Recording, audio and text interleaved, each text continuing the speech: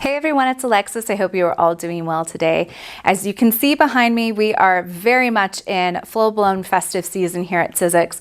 And I don't know about the rest of you, but I never have time around the holidays to make my super intricate cards that I really wish I had started in like August or September.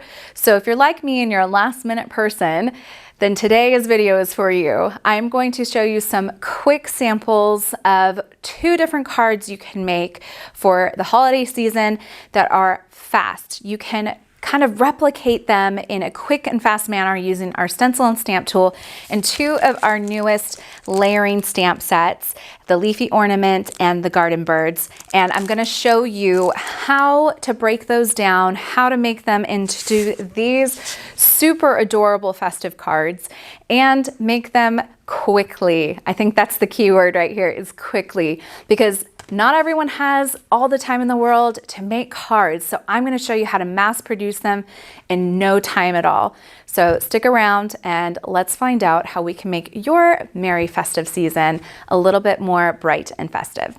Okay, so let's get into that festive card making. First thing we're going to do is we're going to actually stamp our image. So I'm going to be showing you specifically today, I'm going to be talking you through how to create this Leafy Ornament one, but I'm going to actually demo for you how to take the Garden Birds and kind of turn them into a fun festive option. So I love taking things that aren't necessarily geared towards a holiday and showing you how you can use them for holiday. Dig into those stashes. I guarantee you've got those nice crisp images of animals, add a little Santa hat to them, or have a snowy background. You can really take anything that already exists and turn it into holiday at any given time. So I'm going to start by prepping my Stencil and Stamp Tool. Today we're going to be stamping, so I'm going to turn this horizontally. I just prefer to work that way, but you work whatever direction you want. That's the beauty of this tool, is it's very nice because it has no edges, which means you can work in any direction that you want to. So I'm going to remove my protective sheet here. That's what keeps all the dust and the stuff flying around off of your sticky grid sheet, which is what's going to hold your surface in place. Now, the beauty of when you're making mass amounts of a card, you don't want to have to keep moving around your stamp. So that's the beauty of the sticky grid. I use the grid alignment to place down my card every single time in the exact same spot. That way I can keep my stamp in place, stamp all of one element first, take that off, move to the next layer, stamp all of that layer, take that off, and then move to the final layer. It really and truly makes that making process really quick. So I'm using the dark black lines on the grid to get me that perfect alignment that I want. And because I know my image is probably going to go off the edge a bit, I do have a piece of cardstock here on the side that I'm going to just put right next to it, just so that my sticky grid doesn't get any dirty stamp marks on it. And I'm going to place down my stamp where I want it. Now I'm leaving a little room here for a sentiment. That way I can decorate once I've stamped my image. And the way layering stamps work is you get this first element right here, which is kind of a outline image. And the outline image allows you to either just stamp that by itself and you can color it in with markers or watercolors, colored pencils. But realistically, what's nice with the layering is that there's 2 additional layers that you can add the color in with dye inks if you want to, or any type of ink realistically. So that's what we're going to do today. I'm going to be using ink the whole way through, but just bear in mind that this first image really and truly is something that you can just stamp on its own, and if you have a bit more time, you can color in. I'm going to be using Ranger's archival ink today. I prefer to use a permanent watercolor ink, or watercolor, not waterproof ink, and that is because then that gives me options on how I would like to then use that stamp later on, because maybe I do want to color it in, but if I don't want to, then I can just use the next layering elements. So I'm just going to stamp that image real quick. And what's nice is this tool allows you to go back in case you missed a spot, and go back in and push that back down. So got my nice little stamped image. If you want to, you can go back in and do it twice. Mine stamped perfectly with the first round. Now I want to use a variety of colors on here. So the first thing I'm going to do is go in with my brown. Now my brown is going to be where I'm going to add my coloring of my bird, the branch, but I don't want it on my leaves. So I'm actually going to mask those off, but first I'm going to perfectly align this where I want that to be on my stamped image. Add that on. And I'm going to go back in with another archival ink. And this time I'm going to avoid the area that I don't want to get the brown ink on it. But I always recommend just having a little paper towel nearby, or in this case, like a baby wipe. That way, if you do get it on the leaves, you can take it off and it's not any problem. So I'm just gonna go in and I'm trying to avoid those leaves on the far edge. And I wanna get the bird's bodies, and I wanna get the branch. And it looks like I got just a little bit on this leaf, which isn't a big deal, but I really want a nice crisp image. So I'm just gonna take my little baby wipe in there and take it off. Now I'm gonna move it back into place, and I'm gonna stamp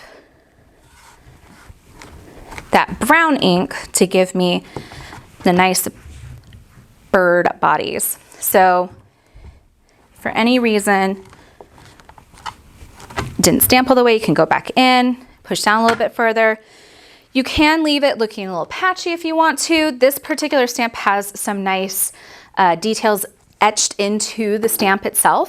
So you can see those when you look at it really close. But then we've got that final layer on here that I want to do separately, which is the green leaves. So I'm actually going to use one of Catherine Pooler's inks. I'm going to use the Spruce color from the Spa collection, and I'm just going to put a little bit of this dye ink, which is so nice and so full of color. I'm going to get that excess off real quick. And I might stamp this once or twice. I haven't decided yet. I want to see how dark I want those leaves. Oh, it's perfect. I don't need to touch it at all. So now I've got my nice green color for my leaves. And the last part is to give those birds a little bit of color.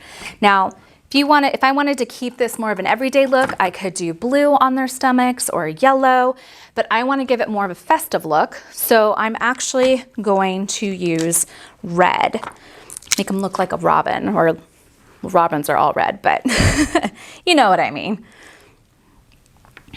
Okay, so I'm just gonna line this up, and I'm gonna go in with a nice rouge color, again from Catherine Pooler from her Spa collection. I'm just gonna ink that up, wipe away my excess just in case, to get a little heavy-handed with the ink.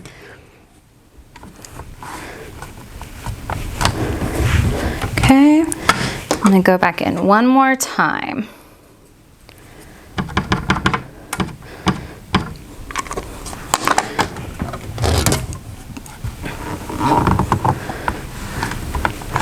There we go. So you get a nice dark looking red rouge color there, and I can set that aside to dry. If you, for any reason, like I kind of did on this, I got a little bit too close, or not close enough to the edge. So what I could do is just adjust that stamp over a little bit and fill it in, but I'm actually okay with that. I might go in later with like a coloring pencil or something like that and add a bit of definition into it. So even with these ones with the layering portions, if you don't get them perfectly aligned, for whatever reason, I just didn't line it up right the first time, then you could go back in and you can add a little bit extra to it if you want. But now I'm going to add a stamp sentiment to this, and for that, I'm going to use this Festive Dictionary definitions. And let's see, I'm feeling merry. Let's use merry. And I'm just gonna lay this on here. And just grab that black archival ink again.